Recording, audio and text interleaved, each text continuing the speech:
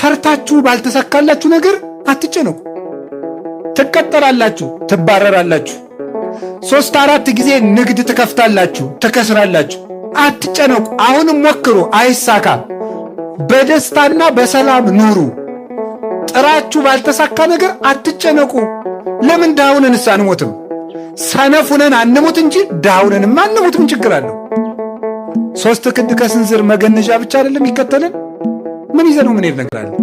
የለም። ስለዚህ ለምንስ ዳኑን? ድህነታችሁን ለስንፍና ማስረጃ አታድርጉት እንጂ የታባቱ ለምን ዳልሆንም ብላችሁ አትስነፉ። ሰርታችሁ ዳ ከሆናችሁ ግን እግዚአብሔር ይመስገን በሉ። እስኪ አንድ ጊዜ እግዚአብሔር ይመስገን በሉ። እግዚአብሔር ስሩ ነው እንጂ ተጨነቁ አላለም። እና አትጨነቁ። እኔ ከማን በልጬ ነው? አብርሃም በድንኳን እኮ ነው የኖረ። ጌታዬ ወይ የዚህን ያህል ምን በድዬ ነው ጥሩ ሥራ ማሰራኝ? ሕይወቴ በመባከን አለቀ፣ ለምን አታሳካልኝም? የብዙ ምዕመናን ጥያቄ ነው። አብርሃም ዕድሜ ልኩን በድንኳን አይደል እንዴ የኖረ? እኛስ ከአብርሃም እንበልጣለን? ይስሐቅ በድንኳን ነው የኖረ። ያዕቆብ እግዚአብሔር ሌሊት ተገልጾ የፍቅር ትግል ሲታገለው ያደረው